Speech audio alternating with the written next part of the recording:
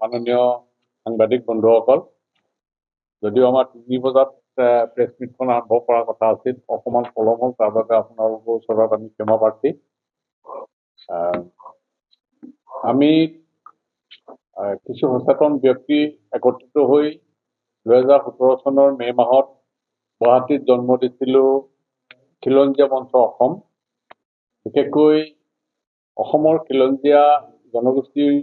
অস্তিত্ব বিপন্ন হোৱাৰ যি অৱস্থা হৈছে, ভাষা সংস্কৃতি আদি কৰি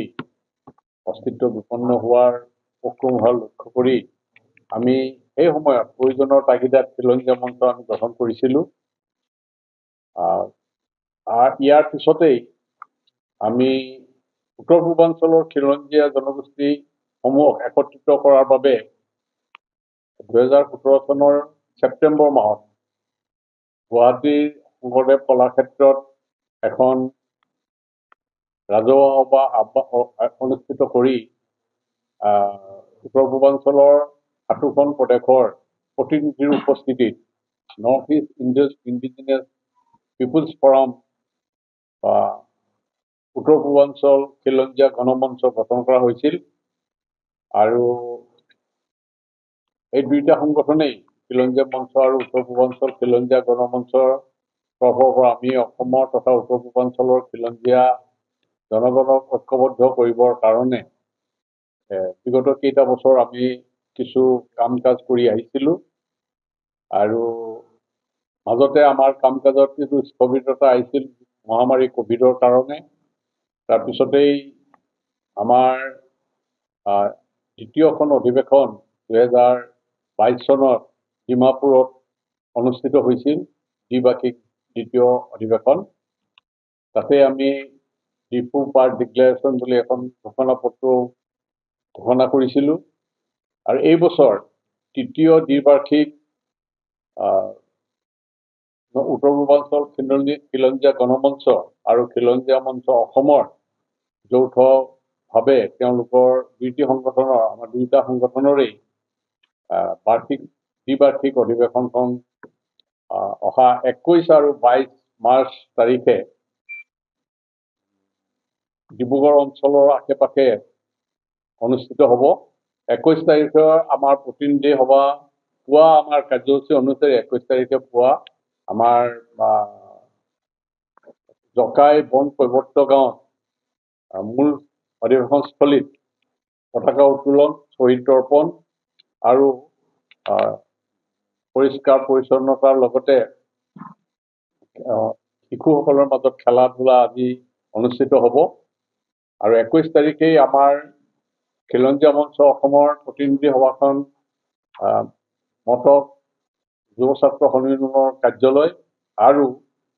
এই বৰ্তমান আমি বহি থকা সোণোৱাল কছাৰী ছাত্ৰ সন্থাৰ কাৰ্যালয়ত অনুষ্ঠিত হ'ব। আৰু উত্তৰ পূৰ্বাঞ্চলৰ যিসকল প্ৰতিনিধি আহিব তেওঁলোকক আমি লাহোৱাল অঞ্চলৰ যিটো দময়ন্তী টি ফেক্টৰী আছে, তাতে এটা বাংলো আছে, সেই বাংলোতে আমি আয়োজন কৰিম। আৰু বিশেষকৈ তাতে আয়োজন কৰাৰ এটাই কাৰণ হ'ল আমাৰ সৰহসংখ্যক প্ৰতিনিধি, বিশেষকৈ অৰুণাচল গেষ্ট হাউচকে আদি কৰি সেই অঞ্চলতেই থকাৰ ব্যৱস্থা কৰিছোঁ। গোটেই উত্তৰ পূৰ্বাঞ্চলৰ আমি আশা কৰিছোঁ প্ৰায় 60জনতকৈ অধিক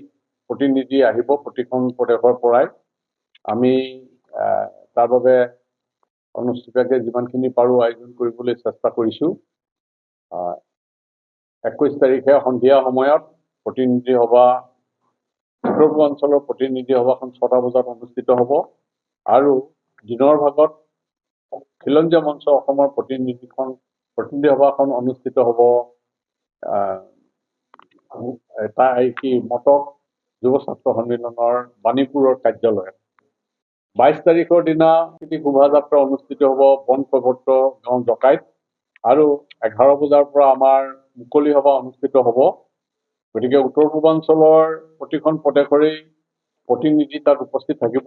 আমি যাতে এই কাৰ্যসূচীভাগ সুন্দৰভাৱে সফল কৰি তুলিব পাৰোঁ, গতিকে আপোনালোকৰ জৰিয়তে, প্ৰচাৰ মাধ্যমৰ জৰিয়তে আমি বিশেষকৈ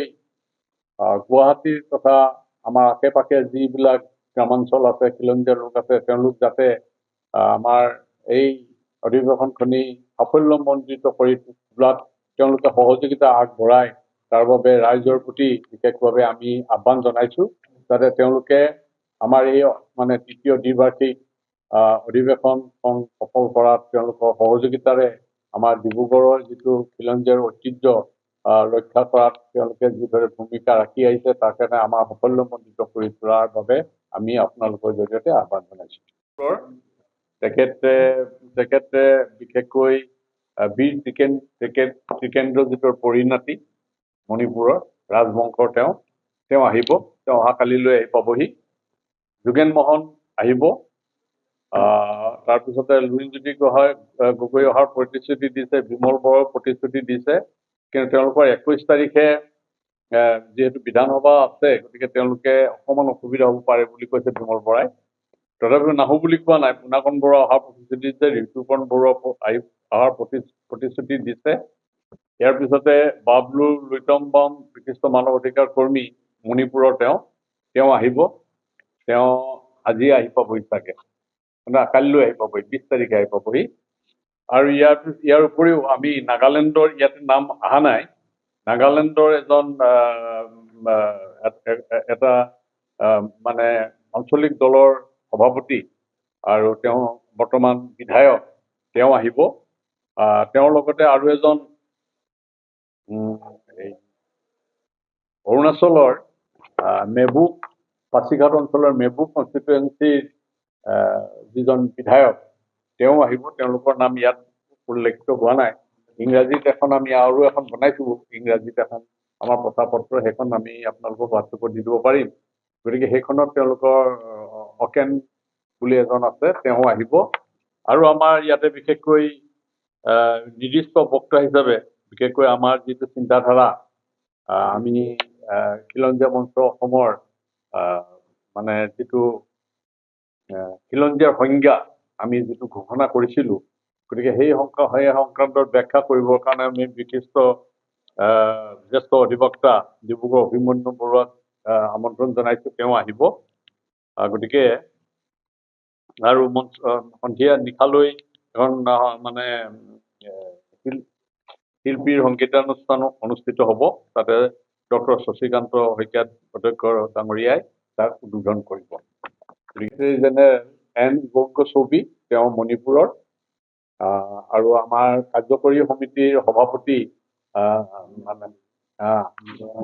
নিবাৰণ গগৈ আছে আমাৰ লগতে গতিকে আমি আশা কৰিছোঁ যে কবৰ্ত গাঁৱত আপোনালোকৰ হাতেৰে আমি সহযোগিতা উক্ত দিনা বিশেষকৈ 22 তাৰিখৰ কাৰ্যসূচীৰ দিনা পাম 21 তাৰিখে দিনা আমি ক'ৰবাত প্ৰেছ মিট এখন আয়োজন কৰিম 21 তাৰিখে সন্ধিয়াকৈ কাৰণ 21 তাৰিখে যিখিনি অগ্ৰগতি হ'ব কাৰণ উত্তৰ পূৰ্বাঞ্চল খিলঞ্জীয়া গণমঞ্চ আৰু খিলঞ্জীয়া মঞ্চ অসমৰ দুইটা সংগঠনে নতুন কাৰ্যকৰী সমিতি গঠন কৰা হ'ব 21 তাৰিখৰ দিনা